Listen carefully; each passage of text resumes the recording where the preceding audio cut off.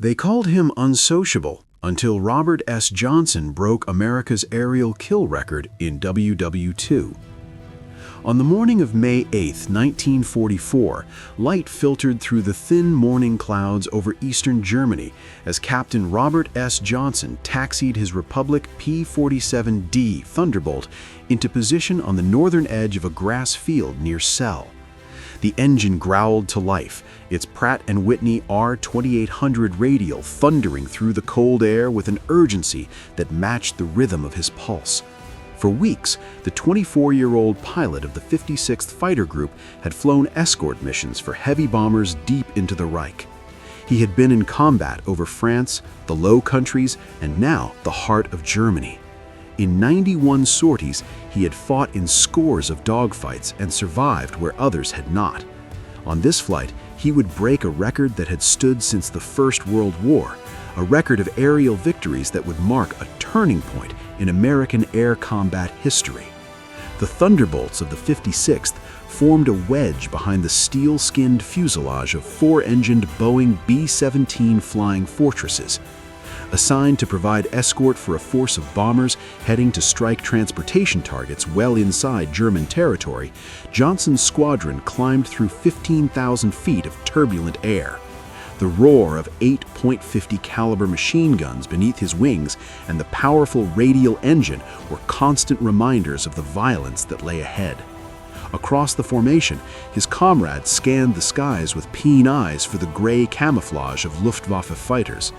The 56th Fighter Group had gained a reputation among both American airmen and their adversaries for aggression and tenacity. Known as Zemke's Wolf Pack, after its commander Hubert A. Zemke, the group was one of the most effective P-47 units in the 8th Air Force. In aerial combat over Western Europe, the Thunderbolt, heavy, rugged, and robust, proved a formidable adversary. Its 8-gun armament and high dive speed allowed pilots to absorb punishment and return fire with devastating effect. By the spring of 1944, Allied air power had achieved growing dominance in the skies over Europe, but the Luftwaffe fought fiercely to defend the Reich. Focke-Wulf FW-190s and Messerschmitt Bf-109s lurked overhead, waiting to intercept bomber streams and their fighter escorts. Intelligence warned of increased enemy activity on May 8th, and Johnson's wingman noted the tension in the air as they approached German airspace.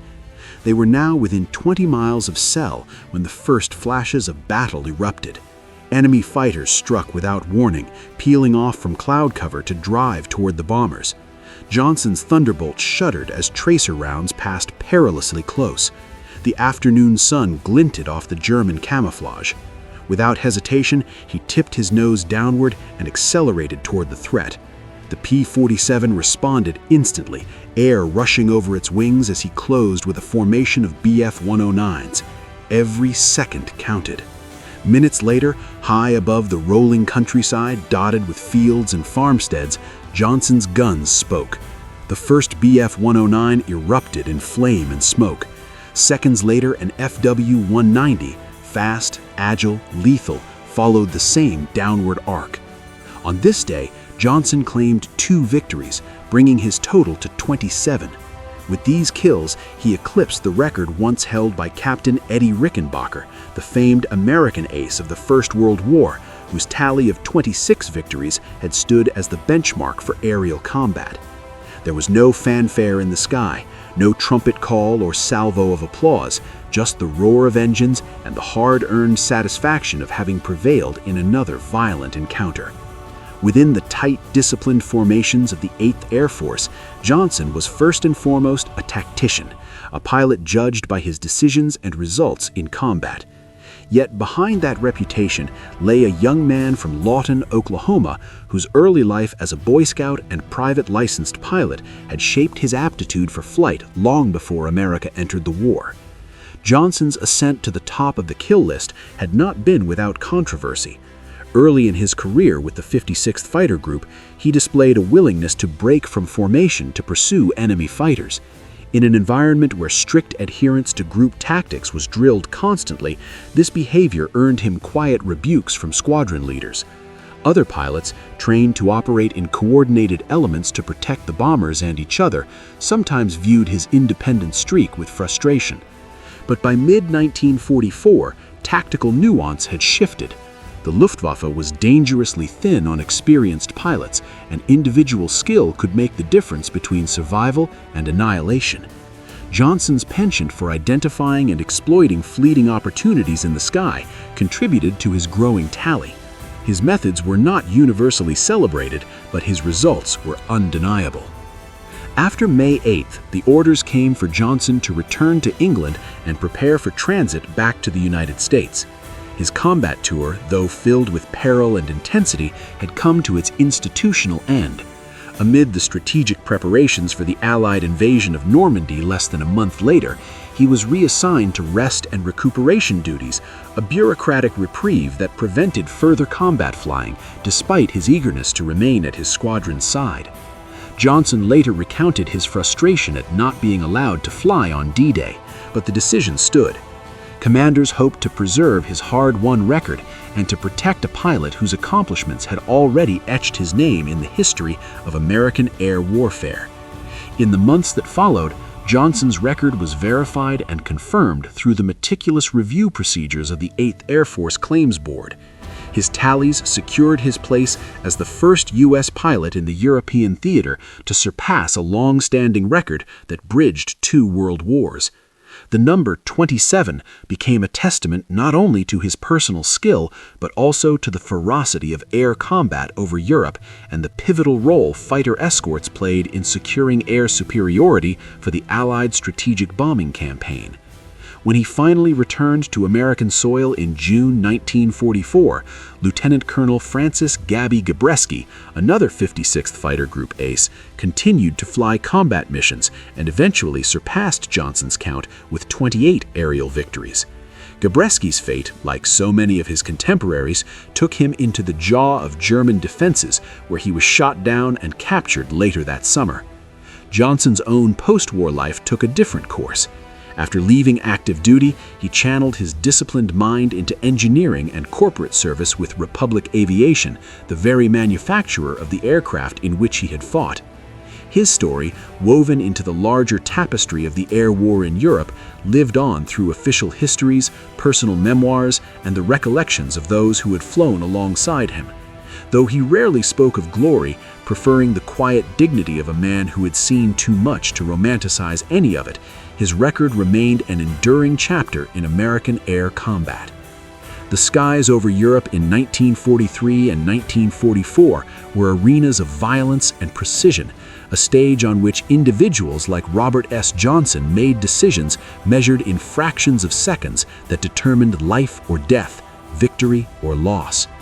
Johnson walked from the flight line toward the operations hut after the mission on May 8, 1944, the afternoon sun weakening behind stewarding clouds. The smell of avgas and spent brass still clung to the air, and mechanics had already begun checking the Thunderbolts for damage and wear. There was no brass band, no formal recognition. In the 8th Air Force, achievements were logged, tallied, and filed, not paraded. Yet, in the eyes of those who had flown beside him, there was now a tacit acknowledgement of what his tally represented, a milestone in the air war over Europe. RobertSJohnson had not always been the pilot others assumed would set records. Born in Lawton, Oklahoma in 1920, he earned his private licensed pilot before America entered the war. His path to combat was shaped by early ambition, immobilized often by bureaucratic speed, until the Army Air Corps finally called him into training shortly after Pearl Harbor. By the time he reached England in early 1943, the 56th Fighter Group, later nicknamed Zemke's Wolfpack, had begun flying sorties in the rugged, powerful Republic P-47 Thunderbolt. The Thunderbolt was a machine built for the brutality of high-altitude escort missions. Its radial engine, nearly 10 feet across, produced blistering power and speed. Its 8.50 caliber machine guns gave it punch. Its weight and armor made it survivable in ways lighter fighters were not. To fly it effectively demanded strength and steady judgment.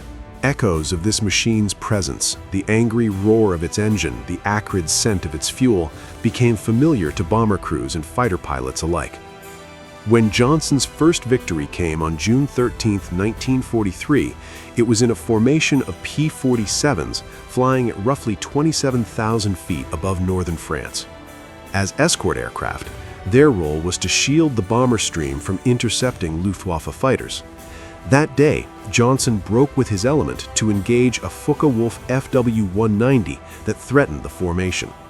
This single decision to dive from position and drive toward the enemy resulted in his first confirmed kill, a German fighter falling in smoking wreckage toward the French countryside below.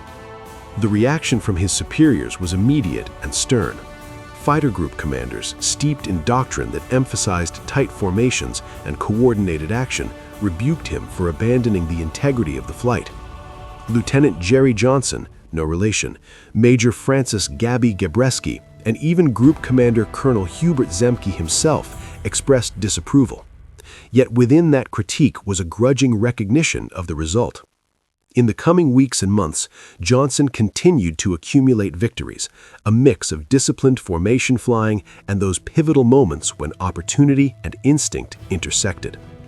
Over the Netherlands and deep inside German airspace near Bremen and Münster, he engaged twin-engined Messerschmitt Bf-110s and nimble Bf-109s. There were long stretches when his name did not climb in the tallies, and others where he added multiple victories across missions. The tally grew incrementally, a reflection of both his personal skill and the ferocity of engagements that characterized the air war in late 1943. Among the missions etched in group lore was June 26, 1943. On that day, Johnson's P-47 took an extraordinary amount of damage from FW-190 fighters. His canopy jammed, cockpit instruments were peppered with shrapnel, hydraulic fluid obscured his vision. He could scarcely maneuver, yet against expectation, he nursed the crippled aircraft home across the English Channel. Accounts from the German side suggest that his adversary, a seasoned Luftwaffe pilot, made multiple passes before running out of ammunition. With nothing left to fire, the Germans saluted and disengaged, a gesture that acknowledged both survival and respect between warriors in the sky. Similar tales trailed Johnson through the winter into early 1944. On occasion, he destroyed 2 enemy fighters in a single mission, rarities that marked him not just as an ace, defined traditionally as 5 victories, but as a consistently effective combatant against seasoned opposition. By late December 1943 and into January 1944, his victories, including combinations of Bf-109s and FW-190s, reflected a growing mastery of aerial tactics and an unspoken trust in his judgment, whether in formation or in the teeth of a dogfight. In February 1944, the 56th began to escort heavy bombers to targets farther inside Germany by employing 150-gallon external drop tanks, extending their range and bringing them into contact with larger Luftwaffe formations. Assigned patrol sectors near Dümmer Lake, west of Hanover, Johnson shot down several more fighters, each engagement tightening his grip on the leading position among U.S. pilots in the European theater. His regular successes eventually produced an aerial victory count that outpaced contemporaries and drew the attention of command. Though his combat tour was nearing the standard limit of 200 flight hours, Johnson applied for, and was granted, a 25-hour extension. This extension, earned through persistence and repeated success, created the circumstances that allowed him to reach a total no American pilot had yet claimed in the European theater. Promoted on March 15, 1944, to captain and later to major, he transitioned briefly into operations officer duties even as he continued to fly. Then came May 8, 1944.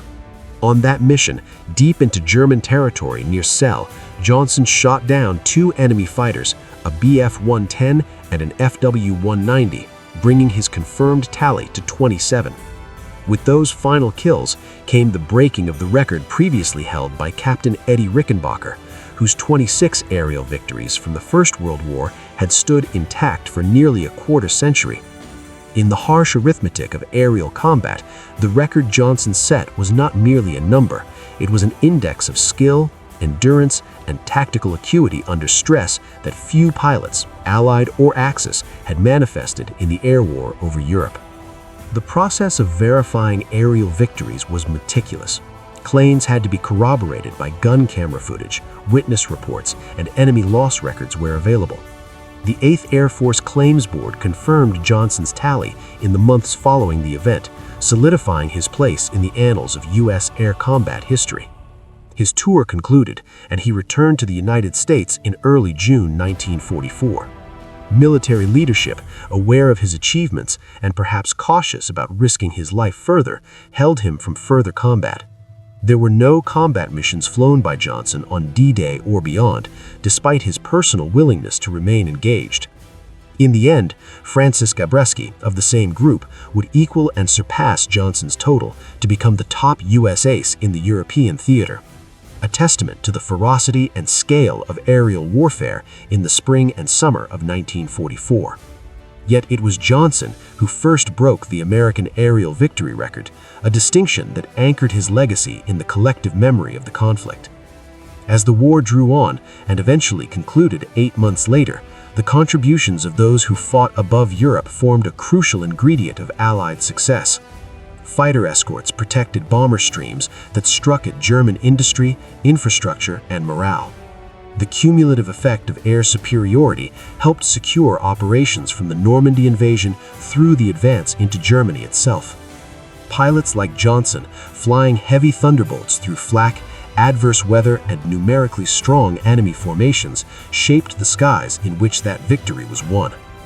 In later years, Johnson returned to civilian life, applying the discipline of his wartime experience to roles in aviation and business, ever mindful of the precision and humility demanded by those years in combat. His record remains embodied not in spectacle, but in the measured recounting of engagements, confirmed victories, and a legacy of service that endures in the historical record. If you found this story compelling, subscribe now so you never miss the untold, rigorously researched military history we bring to life. Like this video to support thoughtful, story-driven narratives rooted in real events and real people. Share your thoughts in the comments below. Tell us what part of Robert S. Johnson's journey surprised you most, or suggest the next true story you want to explore. Your engagement helps keep these histories alive with respect and accuracy.